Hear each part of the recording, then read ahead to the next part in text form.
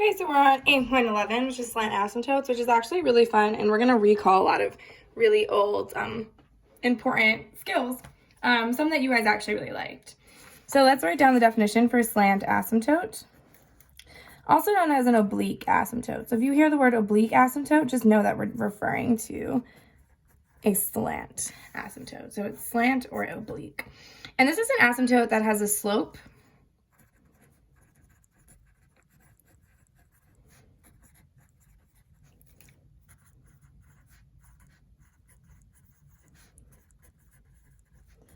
other than 0, which means that it's horizontal, or undefined.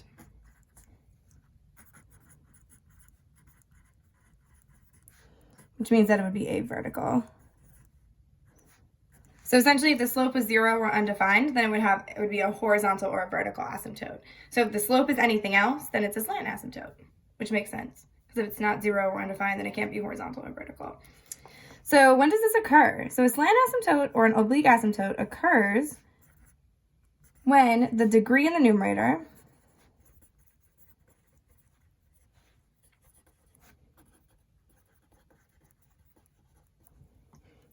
is greater than the degree in the denominator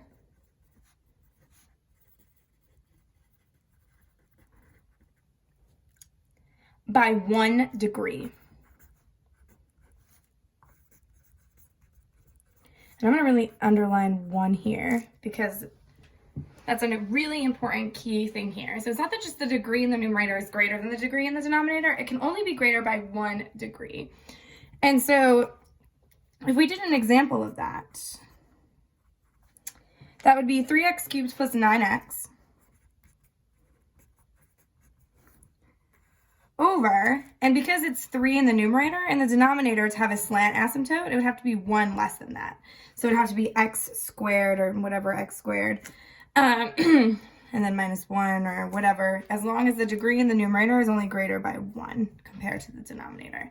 So then a non-example of that would be that if I had the same thing, 3x cubed plus 9x, but instead in the denominator I just had x minus 1. So here we have 3 and 1, whereas here we have 3 and 2. So here we'd have the slant asymptote because 3 is only 1 more than 2. Here we wouldn't because 3 is not 1 more than 2, 1 more than 1. So it has to be 1 greater. So let's look at our first example. And how do we find a slant asymptote? So if someone asks you, what is the oblique asymptote or what is the slant asymptote? How are you going to find that? So we're going to determine, it's actually really fun, the slant asymptote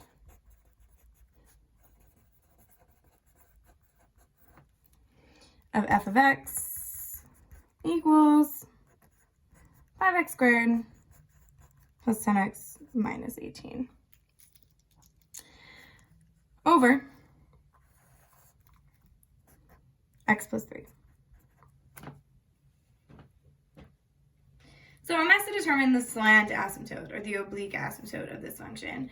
And I know that to have a slant asymptote, the degree in the numerator can only be 1 greater than the denominator. So if I look at the degree in the numerator, if I look at the leading term, here's my leading term, has a degree of 2. Here my leading term has a degree of 1. 2 is 1 more than 1, so this definitely has a slant asymptote. So now how do I actually find the equation of that slant asymptote?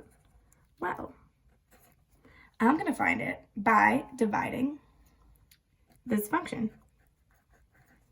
So I'm going to divide 5x squared plus 10x minus 18 over x plus 3.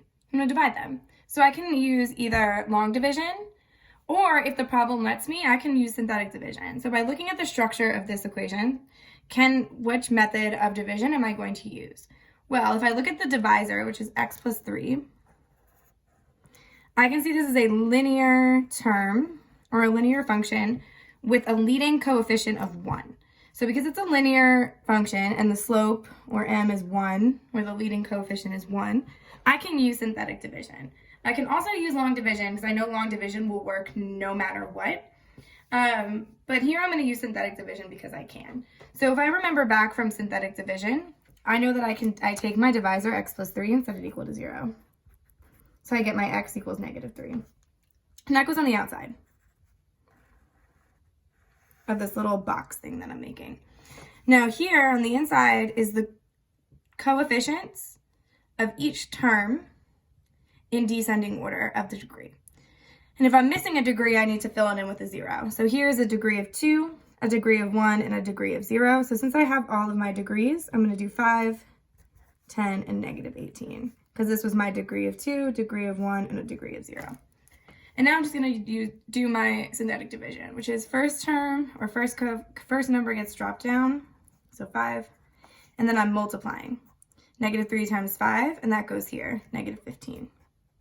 And then I add going down. 10 plus -15 is -5. So then I multiply again.